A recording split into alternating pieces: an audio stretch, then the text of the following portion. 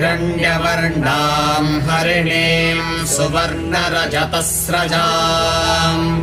चन्द्राम् हिरण्मयीम् लक्ष्मीम् जातवेदो महावः ताम् महावः जातवेदो लक्ष्मीमनपगामिनीम् यस्याम् हिरण्यम् विन्देयङ्गामश्वम्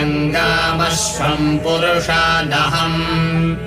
अश्वपूर्वाम् रथमध्याम् हस्तिनादप्रबोधिनीम्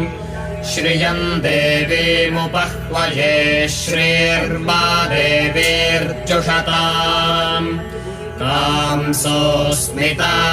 हिरण्यप्राकारामार्द्राम् ज्वलन्तीम् तृप्ताम् तर्पयन्तीम्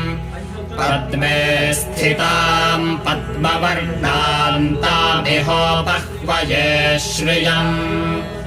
चन्द्राम् प्रभासाम् यशसा ज्वलन्तीम् श्रियल्लोके देवजुष्टामुदाराम् ताम् पद्मिनीमीम् शरणमहम् प्रपद्ये लक्ष्मीर्मे नश्यताम् त्वाम्